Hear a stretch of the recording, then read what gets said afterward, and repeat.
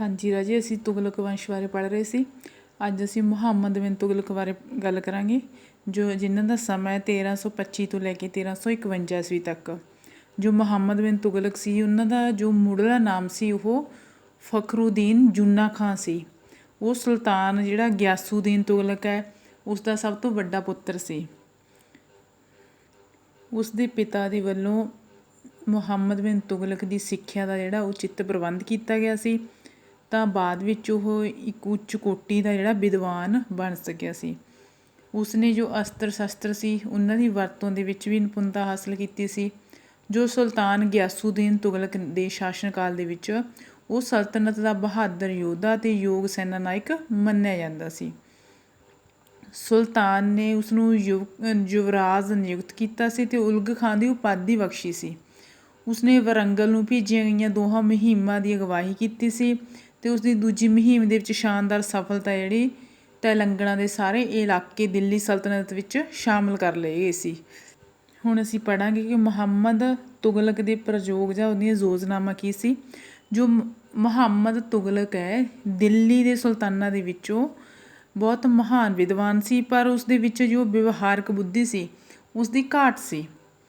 ਇਸ ਲਈ ਕਈ ਇਤਿਹਾਸਕਾਰ ਨੇ ਜਿਹੜੇ ਉਸਨੂੰ ਇਹ ਦੱਸਦੇ ਨੇ ਕਿ ਸਭ ਤੋਂ ਵੱਧ ਪੜ੍ਹਿਆ ਲਿਖਿਆ ਪਰ ਮੂਰਖ ਰਾਜਾ ਉਸਨੂੰ ਮੰਨਿਆ ਜਾਂਦਾ ਸੀ, ਕਿਉਂਕਿ ਜੋ ਉਸਨੇ ਆਪਣੇ ਰਾਜ ਪ੍ਰਬੰਧ ਦੇ ਵਿੱਚ ਯੋਜਨਾਵਾਂ ਬਣਾਈਆਂ ਸੀ ਤਾਂ ਉਹ ਉਸ ਦੇ ਰਾਜ ਦੇ ਉਲਟ ਸੀ। ਜਿਵੇਂ ਦਿੱਲੀ ਦੀ ਥਾਂ ਦੇਵਗਿਰੀ ਨੂੰ ਰਾਜਧਾਨੀ ਬਣਾਉਣਾ 1327 ਤੋਂ ਲੈ ਕੇ 1329 ਈਸਵੀ ਤੱਕ। ਮੁਹੰਮਦ ਤੁਗਲਕ ਨੇ 1327 ਈਸਵੀ ਦੇ ਵਿੱਚ ਦਿੱਲੀ ਦੀ ਥਾਂ 'ਤੇ ਦੱਖਣ ਦੇ ਵਿੱਚ ਜੋ ਦੇਵਗਿਰੀ ਸੀ ਉਸ ਨੂੰ ਰਾਜਧਾਨੀ ਬਣਾਉਣ ਦਾ ਨਿਸ਼ਚਾ ਕਰ ਲਿਆ ਸੀ। ਇਸ ਦੇ ਵੀ ਕਈ ਕਾਰਨ ਸੀ। ਜਿਵੇਂ ਪਹਿਲਾ, ਸੁਲਤਾਨ ਨੇ ਸੋਚਿਆ ਸੀ ਕਿ ਜਿਹੜੀ ਦੇਵਗਿਰੀ ਹੈ ਸਾਮਰਾਜ ਦੇ ਕੇਂਦਰ ਵਿੱਚ ਸਥਿਤ ਹੈ। ਦਿੱਲੀ, ਗੁਜਰਾਤ, ਲਖਨੌਤੀ, ਕਪਿਲ ਜਿਹੜੇ ਸਾਰੇ ਪ੍ਰਸਿੱਧ ਨਗਰ ਨੇ ਉਹ ਦੇਵਗਿਰੀ ਤੋਂ ਲਗਭਗ ਇੱਕ ਸਮਾਨ ਦੂਰੀ 'ਤੇ ਨੇ। ਇਸ ਲਈ ਇਸ ਕੇਂਦਰੀ ਰਾਜਧਾਨੀ ਤੋਂ ਸਾਰੇ ਸਾਮਰਾਜ ਵਿੱਚ ਚੰਗੀ ਤਰ੍ਹਾਂ ਰਾਜ ਹੈ ਜਿਹੜਾ ਉਹ ਚਲਾਇਆ ਜਾ ਸਕੇਗਾ। ਦੂਸਰਾ ਕਾਰਨ ਇਹ ਸੀ ਕਿ ਸੁਲਤਾਨ ਦਾ ਵਿਚਾਰ ਇਹ ਸੀ ਕਿ ਜਿਹੜੀ ਭਾਰਤ ਦੀ ਉੱਤਰ ਪੱਛਮੀ ਸੀਮਾ ਤੋਂ ਦੂਰ ਸਥਿਤ ਹੋਣ ਦੇ ਕਾਰਨ ਦੇਵਗਿਰੀ ਜਿਹੜੀ ਮੰਗੋਲਾਂ ਦੇ ਹਮਲਿਆਂ ਤੋਂ ਵੱਧ ਸੁਰੱਖਿਅਤ ਰਾਜਧਾਨੀ ਹੋਵੇਗੀ। ਤੀਸਰਾ ਇਹ ਸੀ ਕਿ ਦੇਵਗਿਰੀ ਨੂੰ ਰਾਜਧਾਨੀ ਬਣਾ ਕੇ ਸੁਲਤਾਨ ਹੈ ਜਿਹੜਾ ਦੱਖਣੀ ਪ੍ਰਦੇਸ਼ਾਂ ਵਿੱਚ ਦ੍ਰਿੜ ਰਾਜ ਸਥਾਪਿਤ ਕਰਨਾ ਚਾਹੁੰਦਾ ਸੀ। ਇਹਨਾਂ ਕਾਰਨਾਂ ਦੇ ਕਰਕੇ 1327 ਦੇ ਵਿੱਚ ਜੋ ਰਾਜਧਾਨੀ ਦੀ ਤਬਦੀਲੀ ਕਰ ਦਿੱਤੀ ਗਈ ਮੁਹੰਮਦ ਬਿਨ ਤੁਗਲਕ ਵੱਲੋਂ। ਦਿੱਲੀ ਦੇ ਜੋ ਸਾਰੇ ਕਰਮਚਾਰੀ ਸੀ ਉਹ ਦੇਵਗਿਰੀ ਜਾਣ ਦਾ ਉਹਨਾਂ ਨੂੰ ਹੁਕਮ ਦਿੱਤਾ ਗਿਆ ਸੀ। ਉੱਥੇ ਜਿਹੜੇ ਸਰਕਾਰੀ ਭਵਨ ਸੀ, ਦਫ਼ਤਰ ਸਥਾਪਿਤ ਕੀਤੇ ਗਏ ਸੀ ਅਤੇ ਦੇਵਗਿਰੀ ਦੇ ਨਾਂ ਨੂੰ ਨਵਾਂ ਨਾਮ ਦਿੱਤਾ ਸੀ ਦੌਲਤਾਬਾਦ। ਸੁਲਤਾਨ ਨੇ ਜੋ ਇਸ ਹੁਕਮ ਨਾਲ ਦਿੱਲੀ ਹੈ ਜਿਹੜੀ ਉਜਾੜਨ ਲੱਗੀ ਸੀ, ਉੱਥੋਂ ਦੇ ਲੋਕਾਂ ਨੇ ਦਿਲਾਂ ਦੇ ਵਿੱਚ ਨਿਰਾਸ਼ਾ ਦੀਆਂ ਭਾਵਨਾਵਾਂ ਪੈਦਾ ਹੋ ਗਈਆਂ ਸੀ। ਜੋ ਇਬਨ ਬਤੂਤਾ ਹੈ ਉਹ ਇਹ ਲਿਖਦਾ ਹੈ ਕਿ ਉਸ ਸਮੇਂ ਜਦੋਂ ਦਿੱਲੀ ਤੋਂ ਦੇਵਗਿਰੀ ਜਿਹੜਾ ਹੁਕਮ ਦਿੱਤਾ ਗਿਆ ਸੀ ਜਨਤਾ ਨੂੰ ਜਾਣ ਦਾ, ਤਾਂ ਉਸ ਸਮੇਂ ਦਿੱਲੀ ਉਜੜਨ ਲੱਗੀ ਸੀ। ਉਸ ਦਿੱਲੀ ਦੇ ਵਿੱਚ ਸਿਰਫ 2 ਵਿਅਕਤੀ ਰਹਿ ਗਏ ਸੀ, ਇੱਕ ਲੰਗੜਾ ਅਤੇ ਕੰਨਾ। ਤਾਂ ਉਹਨਾਂ ਨੂੰ ਵੀ ਕਿਸੇ ਮਤਲਬ ਖਿੱਚ ਕੇ ਦੌਲਤਾਬਾਦ ਦੇ ਵਿੱਚ ਪਹੁੰਚਾ ਦਿੱਤਾ ਗਿਆ ਸੀ। ਇਸ ਤਰ੍ਹਾਂ ਸਾਰੀ ਦਿੱਲੀ ਹੈ ਜਿਹੜੀ ਉਹ ਖਾਲੀ ਹੋ ਗਈ ਸੀ। ਤਾਂ ਦੌਲਤਾਬਾਦ ਨੂੰ ਜਾਂਦੇ ਜਾਂਦੇ ਬਹੁਤ ਜਿਹੜੀ ਜਨਤਾ ਉਹ ਰਸਤੇ ਦੇ ਵਿੱਚ ਹੀ ਦਮ ਤੋੜ ਗਈ ਸੀ। ਲੋਕਾਂ ਦਾ ਕੀ ਹੈ, ਸੁਲਤਾਨ ਤੋਂ ਵਿਸ਼ਵਾਸ ਹੈ ਜਿਹੜਾ ਉਹ ਬੁਰੀ ਤਰ੍ਹਾਂ ਉੱਠ ਗਿਆ ਸੀ। ਇੱਕ ਇਹੀ ਕਾਰਨ ਸੀ ਕਿ ਜਿਸ ਕਰਕੇ ਮੁਹੰਮਦ ਬਿਨ ਤੁਗਲਕ ਨੂੰ ਪੜ੍ਹਿਆ ਲਿਖਿਆ ਪਰ ਮੂਰਖ ਰਾਜਾ ਜਿਹੜਾ ਕਿਹਾ ਜਾਂਦਾ ਹੈ। ਇਸ ਦਾ ਦੂਸਰਾ ਕਾਰਨ ਇਹ ਸੀ ਕਿ ਦੁਆਬ ਦੇ ਵਿੱਚ ਕਰ ਵਧਾਉਣਾ। 1330 ਈਸਵੀ ਦੇ ਵਿੱਚ ਮੁਹੰਮਦ ਤੁਗਲਕ ਨੇ 1330 ਦੇ ਵਿੱਚ ਜੋ ਦੁਆਬ ਪ੍ਰਦੇਸ਼ ਸੀ ਉਸ ਦੇ ਵਿੱਚ ਭੂਮੀਕਰਨ ਦੇ ਵਿੱਚ ਵਾਧਾ ਕਰ ਦਿੱਤਾ ਸੀ।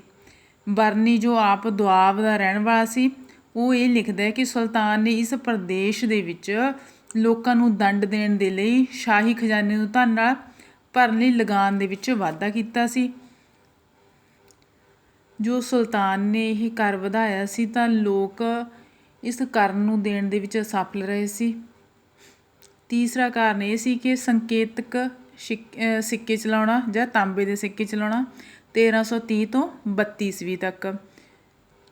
ਜੋ ਮੁਹੰਮਦ ਬਿਨ ਤੁਗਲਕ ਸੀ ਉਸਨੇ ਇੱਕ ਨਵੀਂ ਯੋਜਨਾ ਇਹ ਬਣਾਈ ਸੀ ਕਿ ਉਸਨੇ ਸੋਨੇ ਅਤੇ ਚਾਂਦੀ ਦੇ ਸਿੱਕਿਆਂ ਦੀ ਥਾਂ 'ਤੇ ਤਾਂਬੇ ਦੇ ਸਿੱਕੇ ਚਲਾਏ ਸੀ।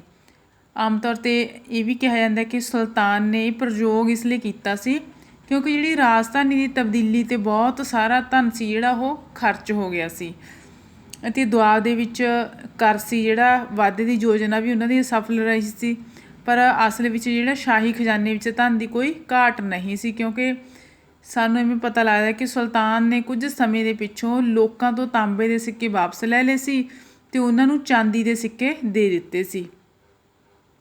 ਤਾਂ ਮੁਹੰਮਦ ਬਿਨ ਤੁਗਲਕ ਨੇ ਆਪਣੇ ਧਨ ਨੂੰ ਹੋਰ ਜ਼ਿਆਦਾ ਵਧਾਉਣ ਦੇ ਉਦੇਸ਼ ਨਾਲ ਤਾਂਬੇ ਦੇ ਸਿੱਕੇ ਚਲਾਉਣ ਦੀ ਯੋਜਨਾ ਬਣਾਈ।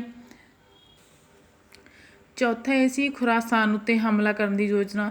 1337 ਤੋਂ ਲੈ ਕੇ 1339 ਈਸਵੀ ਤੱਕ ਮੁਹੰਮਦ ਬਿਨ ਤੁਗਲਕ ਬਹੁਤ ਉੱਚੇ ਮਨਸੂਬਿਆਂ ਵਾਲਾ ਸ਼ਾਸਕ ਸੀ। 1337 ਦੇ ਵਿੱਚ ਉਸਨੇ ਖੁਰਾਸਾਨ ਉੱਤੇ ਹਮਲਾ ਕਰਨ ਦੀ ਯੋਜਨਾ ਬਣਾ ਲਈ ਸੀ।